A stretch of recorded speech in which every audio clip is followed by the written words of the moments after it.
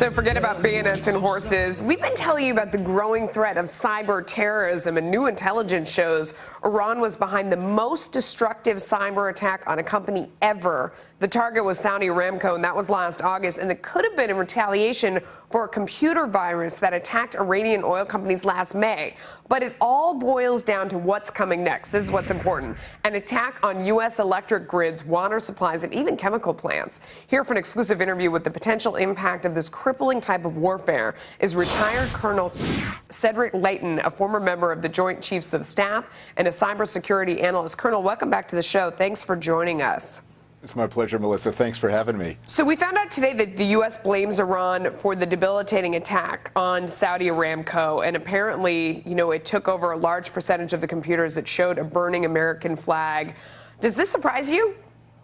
Not really, and the reason I say that is because, you have the entire environment with viruses like Stuxnet and Flame being attributed to the United States, and those viruses attacked the Iranian infrastructure, particularly the infrastructure that was related to the nuclear proliferation aspect that the Iranians have. And when you have that, you're having a tit for tat between the Iranians and us, and so in that sense, it did not surprise me. The escalation of this, though, is something that everybody should take into account and prepare accordingly. Without question, and this sort of crosses the line where we're seeing, government attacks on, Saudi Aramco isn't a private company, obviously it's government owned, but now we're worried about the retaliation against U.S. companies, even if they're utilities. And the White House is planning on implementing an executive order that would direct U.S. spy agencies to share the information they have with companies. And I wonder, who operate on the electric grid and other things that, definitely impact the public welfare, but it's still,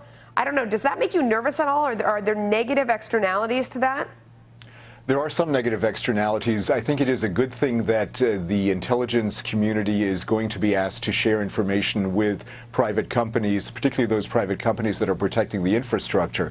But there's a piece of this where, for example, companies will not have, if it's just an executive order and not legislation, they will not have liability protection. So that's one big negative piece. The other part of it is that civil liberties are also part of this, and the executive order may not assuage the concerns of people like the ACLU when it comes to protecting data and making sure that specific names of individuals and things like that are kept out of the government process as they work with private companies. But there are ways to safeguard against that. The question is, will the executive order cover those processes and make those processes mandatory both for government and for the civilian sector? I hope so, because, this is a business show, and it puts companies in a really precarious situation. On one hand, they're asked to look out for national security and public welfare, which makes a lot of sense, especially when you're in the business of being a utility, when you have the electric grid or the water supply. At the same time,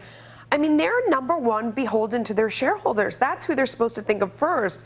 And they're opening up their shareholders to this sort of liability. It's a very hard decision to make. Can the government make it easier for them? And the government should make it easier for them. And one of the ways to do that is to really champion comprehensive cybersecurity legislation in the Congress. There were two measures that basically made it past the first hurdles in Congress, one in the Senate and the other one in the House.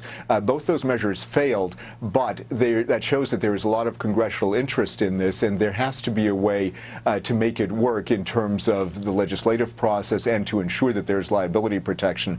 The executive order can only go so far, and because of that, we have a situation where the executive order is not going to be a complete answer. It will be a partial answer, but it will be one of those situations where the companies are going to be reluctant because they don't have the liability protection, and they're also going to be very, like you said, very beholden to their shareholders because they're making money for them, or trying to at least, and they have to protect the shareholders' equities, but they also have to make sure that their businesses are a viable and continually viable entity. And the flip side of that is really the danger that we're talking about here, because we all know how dangerous a big blackout can be for sure. But what's the potential? Do you think that terrorists could taint the water supply or even, take control of a chemical plant? How dangerous do you think this really is? It is very dangerous, and the reason I say that is because we have had instances in the past. For example, in Australia, there was an instance in Brisbane that involved a sewage plant worker who got angry at his bosses and decided to introduce a virus into the system that governed the sewage, the rate of sewage flow into clean water, and that caused a major fallout in that Eastern Australian city. So you have these situations. It is very possible for it to happen, and that is why it becomes important for the government and the private sector to really work together to clean this up. Yeah, scary stuff. Colonel, thank you so much for coming on. My pleasure, Melissa. Thanks for having me.